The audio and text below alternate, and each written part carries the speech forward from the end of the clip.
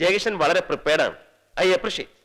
ഇത്രയും അനായാസമായി ഇതുവരെ ആരും 50,000 വരെ എത്തിയിട്ടില്ല. 50,000 രൂപ നേടിയിട്ടും ജയകിഷന് യാതൊരു സന്തോഷമുള്ളതായിട്ട് തോന്നുന്നില്ലല്ലോ. എനിക്കിത് വെറും മത്സരമല്ല സാർ, ഒരു ജീവൻ മരണ പോരാട്ടമാണ്. താങ്കൾ വളരെയധികം പ്രത്യേകതയുള്ള ആളാണ്. എല്ലാ കാര്യത്തിലും ആ പ്രത്യേകത പ്രകടവുമാണ്. താങ്കളുടെ വീട്ടുപേരിന് പോലും ഉണ്ട് ആ പ്രത്യേകത, കോടതി വീട്. ഞാൻ ആദ്യമായിട്ട് അങ്ങനെ ഒരു വീട്ടുപേര് കേൾക്കുന്നത്. സത്യത്തിൽ അത് ഇരട്ടപ്പേരാ. നാട്ടുകാർ കളിയാക്കി വിളിച്ചതാ കോടതി വീടുന്നു. എന്റെ അമ്മാവനും അമ്മാവന്റെ മകൾ രാധികയും ഞാനും ഉൾപ്പെടെ 3 വക്കീലന്മാരുണ്ടായിരുന്ന കോടതി വീട്ടിൽ. ഞങ്ങളുടെ ജൂനിയേഴ്സും ഗുമസ്തന്മാരും കക്ഷികളും ഒക്കെ ആയിട്ട് സത്യത്തിൽ ഞങ്ങളുടെ വീടിനൊരു കോടതിയുടെ അന്തരീക്ഷം തന്നെയായിരുന്നു.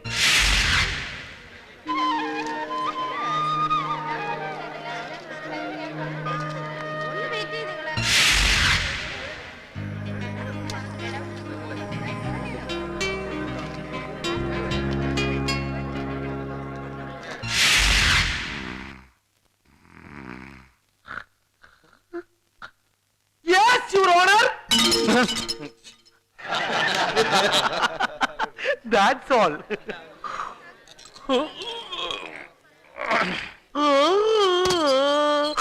കുറച്ചുകൂടെ നീട്ടി ചിഹ്നം വിളിക്ക്. അത് കേട്ടിട്ടെങ്കിലും 2 കക്ഷികളൊന്ന് കേറട്ടെ. താൻ ഞങ്ങളങ്ങനെ കൊച്ചാക്കൊന്നും വേണ്ട. ഈ അഡ്വക്കേറ്റ് ജയകൃഷ്ണനും അദ്ദേഹത്തിന്റെ ജൂനിയറായ അഡ്വക്കേറ്റ് പൊന്നപ്പനും കേസുകളില്ലാത്തതേ ഞങ്ങൾ കേസുകൾ എടുക്കാത്തോണ്ടാ. ദേ ഇപ്പൊ തന്നെ ഈ ആലത്തൂർ കൊലക്കേസ് വന്നിട്ടേ ജയകൃഷ്ണൻ സാർ അത് എടുത്തില്ല. അതിനാ കേസ് രാധിക മേഡത്തിനാണല്ലോ വന്നത്. അതെ, അതുകൊണ്ടുള്ള കേസ് എടുക്കാഞ്ഞേ. അതേതായാലും നന്നായി. തന്റെ ഈ ജയകൃഷ്ണ സാറ് ആദ്യമായി വാദിച്ച കേസിന്റെ കഥ അറിയോ? അദ്ദേഹത്തിന്റെ വാദം കേട്ട് അങ്ങേരുടെ കക്ഷി കോടതിയിൽ വെച്ച് ഹാർട്ട് അറ്റാക്ക് വന്ന് ചത്തു. ഒബ്ജക്ഷൻ. എന്റെ ഒബ്ജക്ഷൻ സക്സസ് ആവില്ലേ? ഇനി ഒബ്ജക്ഷൻ ഒബ്ജക്ഷൻ എന്ന് പറഞ്ഞ എന്റെ മുഖത്ത് തുപ്പിയാലുണ്ടല്ലോ. എടോ, ആ കക്ഷിക്ക് ഹാർട്ട് അറ്റാക്ക് വന്നത് സാറിന്റെ വാദം മോശമായതുകൊണ്ടല്ല, അദ്ദേഹത്തിന്റെ കക്ഷിക്ക് വാദരോഗം ഉണ്ടായതുകൊണ്ടാ. വാദരോഗമുള്ളവർക്ക് ഹാർട്ട് അറ്റാക്ക് വരും. ആ കക്ഷിക്ക് ഹൃദയത്തിലായിരുന്നു വാദം, ഹൃദുവാദം. വേറെയും 2 കേസ് വാദിച്ചിട്ടുണ്ടല്ലോ നിന്റെ സാറ്. അതെ, ആ 2 കക്ഷികൾ ഇന്ന് സെൻട്രൽ ജയിലാണ്.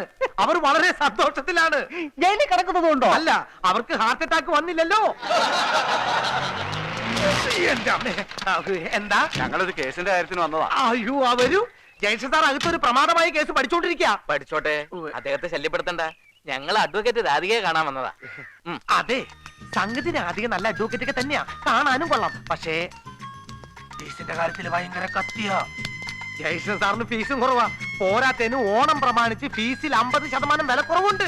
അതിന് ഓണം കഴിഞ്ഞിട്ട് 2-3 മാസമായില്ലേ? പക്ഷെ വിലക്കുറവ് പിൻവലിച്ചിട്ടില്ല. മാത്രല്ല, ഇപ്പൊ കേസ് ഏൽപ്പിച്ചൊരു ഫ്രീ ഗിഫ്റ്റ് കിട്ടും. അറിയാം, സെൻട്രൽ ജയിലല്ലേ. എന്താ പൊന്നപ്പാ, കക്ഷികള് വീണില്ലേ? കളിയാക്കൊന്നും വേണ്ട. നിങ്ങളുടെ പുന്നാര സഹോദരൻ ഒരു കേസെങ്കിലും കിട്ടിക്കോട്ടെ എന്ന് കരുതിട്ടാ. ഈ മുളോണിയും കഴിഞ്ഞു. ഇയാൾ എന്തിനാ അടുക്കളക്കാരൻ തിരക്കുന്നേ? അടുക്കളക്കാരിയൊന്നല്ല, കോടതിക്കാരിയാ. എന്റെ വക്കീൽ കോട്ട് എടുത്തിട്ട് നിങ്ങൾ കാക്കി ഓടിക്കാൻ തൂക്കിട്ടിരിക്കണേ. ഓ, അങ്ങനെങ്കിലും ഒരു ഉപയോഗം അതുകൊണ്ടുണ്ടല്ലോ. ഇത്രയ്ക്ക് അത്യാവശ്യമായിട്ട് നിങ്ങൾ കിട്ടിയിട്ടെന്തിനാ? വൈകുന്ന ഒരു കേസ് ഉണ്ട്, വായനശാലയുടെ. വായനശാലയുടെ കേസോ? അതെ, അവിടുന്ന് വാർഷിക നാടകമൊക്കെ ഉണ്ട്. നാടകത്തിന് ഈ സാധനം വാടകയ്ക്ക് കൊടുക്കാമെന്ന് ഞാൻ ഏറ്റുപോയി, ഞാൻ ഉൾപ്പെടെ. അയ്യോ, അപ്പൊ കാക്കി ഓടിക്കാൻ എന്ത് ചെയ്യും? നിങ്ങളുടെ സഹോദരൻ ഓഫീസിൽ നിന്ന് ഈച്ചി ഓടിക്കുന്നു. അതിലും മതം ഇവിടെ വന്നുകൊണ്ട് കാക്കി ഓടിക്കാൻ പറയൂ. ജയകൃഷ്ണ, എന്താ മാവാ? ഈ ബസ് സ്റ്റാൻഡിലും ടാക്സി സ്റ്റാൻഡിലും ഒക്കെ ആളുകളെ വിളിച്ചു കയറ്റുന്ന പോലെ ഒരുമാതിരി ബ്രോക്കർമാരുടെ പണി ഈ വീട്ടിൽ കാണിച്ചാണ്ടല്ലോ. നാണമില്ലടാ നിനക്ക് ഇവിടെ വരുന്ന കക്ഷികളെ ക്യാൻവാസ് ചെയ്യാൻ? അയ്യോ, അമ്മാവൻ എന്തായി പറയുന്നത്? ഇനി മേലാൽ ഇത് ആവർത്തിച്ച കഴുത്തെ പിടിച്ചാൻ വെളി തള്ളും. മനസ്സിലായോടാ? മനസ്സിലായോന്ന്? ആ,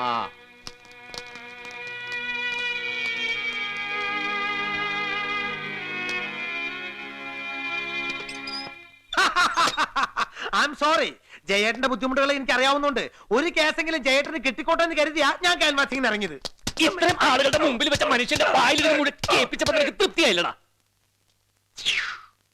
തൃപ്തിയായി സാറേ, എനിക്ക് സന്തോഷായി. ഇപ്പോഴെങ്കിലും സാർ ഇത് ചെയ്തല്ലോ. മനസ്സ് നിറയിപ്പോ സന്തോഷ. എന്റെ കണ്ണുകൾ എനിക്ക് വിശ്വസിക്കാൻ കഴിയുന്നില്ല. നീ എന്തായി പറയുന്നത്?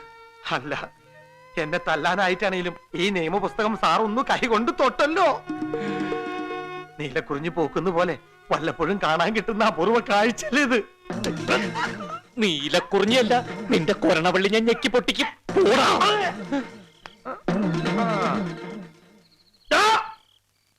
തനിക്കറിയോ, വക്കീൽ പണിയിലും പൊന്നപ്പിന് പുല്ല. എനിക്ക് വേറൊരു പണി അറിയണോ? കൽപ്പണി കണ്ടിട്ടില്ലേ? ഈ കല്ലൊക്കെ ഇങ്ങനെ വെച്ചിട്ട് ഇങ്ങനെ ഇങ്ങനെ ചെത്തണത് എന്റെ തനിക്കറിയോ? ഞാൻ എന്റെ അച്ഛനെ കഷ്ടപ്പെട്ട് കൽപ്പണി എടുത്തിട്ടാ ഞാൻ പഠിച്ചൊരു വക്കീലായത്. കഷ്ടകാലത്തിന് പണ്ടാറടങ്ങാനായി തന്റെ ജൂനിയർ ആവാനായിരുന്നു എന്റെ വിധി. എന്നെങ്കിലും ഒരു ദിവസം താൻ എന്നെ കോടതി കയറ്റി നിർത്തിയിട്ടേ എന്ന് താൻ എന്നെ കൊണ്ട് പറയിപ്പിച്ചിട്ടോ? പോട്ടെ, താങ്കളെങ്കിലും അത് പറയണ കാണാനുള്ള കൊതി കൊണ്ടാ ഞാൻ ആ കക്ഷികളെ ക്യാൻവാസ് ചെയ്ത. അപ്പൊ തനിക്കത് തല്ലണല്ലേ? തല്ലണോ? തല്ലാ. പൊന്നപ്പ പോട്ടടാ, അപ്പോഴത്തെ ഒരു പ്രാന്തിന് ഞാൻ അങ്ങനെയൊക്കെ ചെയ്തു പോയതാ. സോറി. എന്താ സാറേ? സാറ് സോറി പറയേ? ആക്ച്വലി സാറിന്റെ കയ്യിൽ നിന്ന് 2 കൂടി വാങ്ങിച്ചിട്ട് പോയി കിടന്നുറങ്ങാനാ ഞാൻ 2 അടിച്ചിട്ട് ഇങ്ങോട്ട് വന്നത്. സാറിന് അറിയോ ഇങ്ങനെ അടുത്തിരിക്കാൻ? സത്യത്തിൽ സാറിനൊരു കേസ് കിട്ടാൻ വേണ്ടി ഒരാളെ കൊന്നിട്ട് ആ കേസിലെ പ്രതിയാവാൻ ഞാൻ തയ്യാറാ. പക്ഷേ ആ കേസ് സാറ് വാദിച്ച എനിക്ക് കൊലക്കയറ് ഉറപ്പാന്ന് അറിയാവുന്നോണ്ടാ ഞാനത് ചെയ്യാഞ്ഞ. സോറി സാറേ, സോറി സാറേ, സോറി സാറേ, സോറി സാറേ, തേരോട്ടം. അവന്റെ വായിന്ന് മാത്രമേ നീ ചീത്ത കേൾക്കാൻ ബാക്കിയുണ്ടായിരുന്നുള്ളൂ. ഇപ്പൊ അതും അയ്യല്ലടാ. ഏയ് അവൻ പാവം. അല്ല രാധിക വന്നില്ലേ? ഇല്ല, നീ കഴിച്ചു. അത് വേണ്ട, ഞങ്ങൾ ഒരുമിച്ചുണ്ടോളാം. രാധികച്ചി നല്ല തിരക്കില്ല. ഇനിയും 1-2 കക്ഷികൾ പോവാനുണ്ട്. ആയിക്കോട്ടെ, ഞാൻ കാത്തിരുന്നോളാം. ജയകൃഷ്ണ, നീ ഇനി അവൾക്ക് വേണ്ടി കാത്തിരിക്കൊന്നും വേണ്ട. അന്നത്തെ കാലത്ത് നിന്റെ പഠിപ്പ് ഉത്സാഹമൊക്കെ കണ്ടപ്പോ രാധിയെ നിനക്കായി വെച്ചതാ. പക്ഷെ ഇപ്പോ അതിനെന്താ ഇപ്പോ? ഞാൻ നന്നായി തന്നെ പഠിച്ചില്ലേ, വക്കീലായില്ലേ? ആയി. പക്ഷെ അതേ കോളേജിൽ തന്നെ അവളും പഠിച്ചതും വക്കീലായതും. അവക്ക് ധാരാളം കേസുകളും ഉണ്ട്. നീയോ?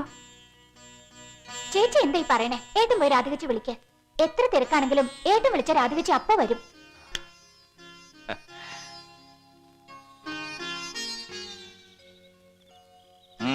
എങ്ങടാ? രാധികയുടെ അടുത്തേക്ക്. അവൾ അവിടെ ഒരു കേസിന്റെ ചർച്ചയിലാ. പൂവ് അറിയാം. പിന്നെന്തിനാ അങ്ങോട്ട് പോണേ? എന്തെങ്കിലും ചർച്ച ചെയ്യാനുണ്ടോ?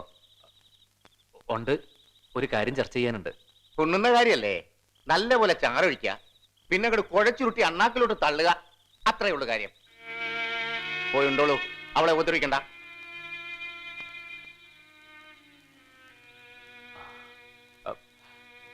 ഈ അമ്മാവന്റെ ഒരു കാര്യം.